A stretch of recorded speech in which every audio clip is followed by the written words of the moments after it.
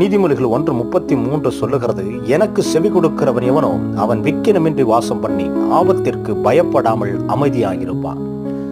நம்முடைய வாழ்க்கையில அமைதி இல்லாமல் இருக்கலாம், புயல்கள் வீசிக்கொண்டே இருக்கலாம், இல்லை ஏதோ ஒரு தேவை இல்லாதது, நம்முடைய வாழ்க்கையில ஒரு நிறைவில்லாததுனால ஒரு அமைதி இல்லாமல் இருக்கலாம். வாழ்க்கையே எப்பயுமே துக்கமும் துயரமும் கண்ணீரும் கவலையுமாக கூட இருந்து கொண்டிருக்கலாம். ஆனா இவைகளுக்கெல்லாம் காரணம் என்ன நம்ம அறிந்து கொண்டால், ஒன்று நாம் செய்யணும், தேவனுக்கு செவி கொடுக்கிறவர்களாக இருக்கணும், கர்த்தருடைய சத்தத்தை கேட்கிறவர்களாக இருக்கணும். கர்த்தருடைய சத்தத்தை நாம் கேட்போமானால் நிச்சயமாகவே எல்லா ஆபத்துக்கும் துக்கத்துக்கும் துயரத்துக்கும் பயப்படாம நம்முடைய வாழ்க்கை அமைதியா போய்கொண்டே இருக்கிறோம். ஓடுகிற வெள்ளத்துக்கும் கிடக்கிற வெள்ளத்துக்கும் தண்ணிக்கும் நிறைய வித்தியாசம் இருக்கு. குளத்துக்கும் ஆறுக்கும் வித்தியாசம் இருக்கிறது போல நம்முடைய வாழ்க்கை அமைதியாக கர்த்தரை பற்றி கொள்ளும், கீழ்ப்படியும், கர்த்தரை சேவிப்போம். God bless you.